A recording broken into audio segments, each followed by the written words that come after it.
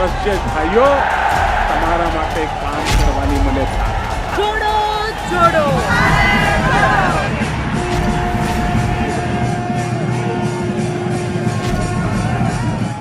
नमस्कार दोस्तों, मैं हूं विजय विद्रोही और आप देख रहे हैं अनकट। तो गुजरात में बीजेपी के एमएलए कहा जाए या उम्मीदवार कहा जाए, ये 3 श्रेणियों के हो गए हैं। पहली श्रेणी जो बगावती हैं, जो बगावत पर उतरे हैं।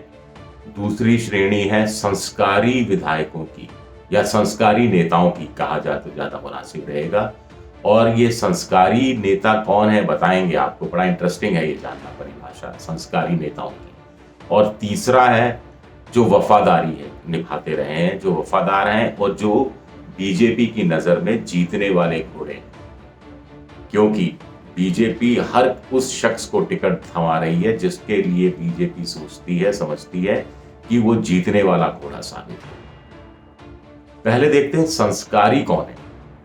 अभी बीजेपी ने 38 विधायकों के टिकट काटे, उसमें से राजकोट के 4 विधायकों के टिकट काट दिए, जिसमें विजय रूपाणी जो पूर्व मुख्यमंत्री भी है, एक और है पटेल जो कि पहले रूपाणी सरकार में मंत्री रह चुके थे, और 2 अन्य विधायक हैं जिनके टिकट काट दिए।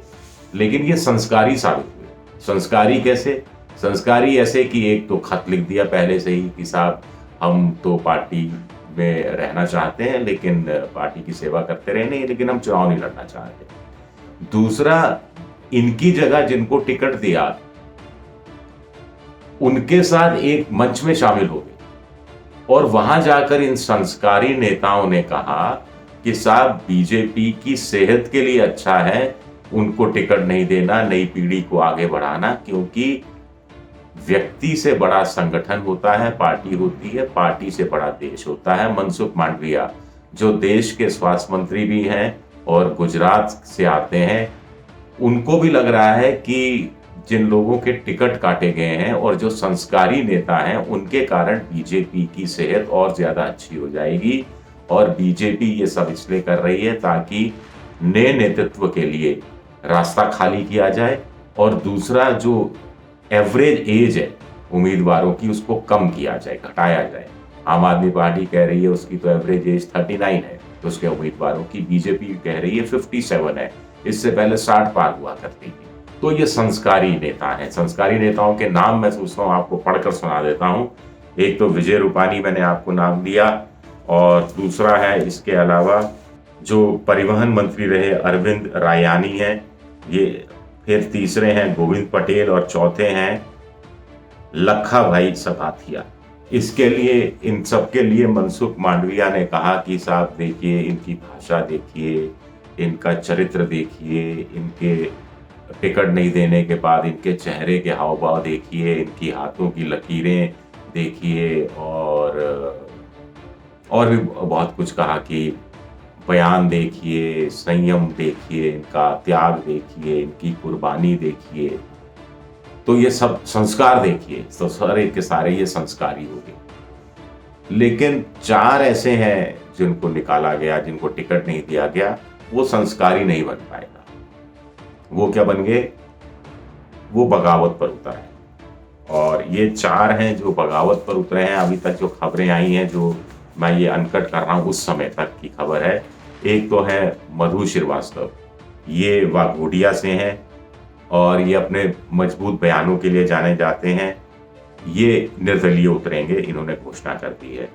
दूसरे हैं एक केसरी सिंह सोलंकी, वो आम आदमी पार्टी में शामिल हो गए हैं। तीसरे हैं पादरा से हैं एमएलए, 2 बार एमएलए रहे हैं, दिनेश पटेल, वो भी कह रहे हैं कि वो इंडिपेंडेंट यानी निर्दलीय चुनाव लड़ेंगे। चौथे हैं धवल जाला, ये भी कह रहे हैं कि वो इंडिपेंडेंट यानी निर्दलीय चुनाव लड़ेंगे।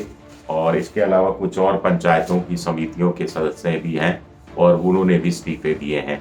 हालांकि ये खबर इस रूप में ज्यादा प्रकाशित नहीं हो रही जितना कि संस्कारी नेताओं की बात कही जा रही है। तो 4 ऐसे संस्कारी नेताओं का बारे में मैंने आपको बताया, 4 ऐसे बगावती नेताओं के बारे में बताया, और 4 ऐसे नेता हैं आज की तारीख में, इनकी संख्या बढ़ भी सकती है, जो कांग्रेस से आए और रातों रात टिकट मिल गया। एक तो कांग्रेस सीएलपी के नेता थे, उनको टिकट मिल गया। आदिवासी क्षेत्र से 3 और हैं, उनको भी टिकट मिल गया। तो यानी पार्टी ये भी देख रही है कि ये जो जिताऊ है, इनको किसी भी कीमत पर निराश नहीं करना है। अब एक हैरानी की बात है कि जिन 38 विधायकों के टिकट काटे गए, उसमें से 10 ऐसे थे जो पिछला चुनाव ठीक-ठाक अंतराल से जीते थे। ऐसा नहीं है कि वो बहुत मामूली अंतराल से जीते थे, 14,000 से कम वोटों से जीते थे, और 12 ऐसे हैं जिनको जो 14,000 से ऊपर से जीते थे, एक आध तो 18,000 वोटों से जीते थे, उन लोगों के भी टिकट काट दिए गए। तो ये अपने आप में हैरत की बात है। कुछ लोग कह रहे हैं कि साहब ये पार्टी का कॉन्फिडेंस बताता है, नहीं तो वो क्यों टिकट काटती। कुछ लोग कह रहे हैं कि ये पार्टी का कॉन्फिडेंस ही बताता है, लेकिन हिला हुआ कॉन्फिडेंस बताता है, नहीं तो वो इन विधायकों के टिकट क्यों काटती।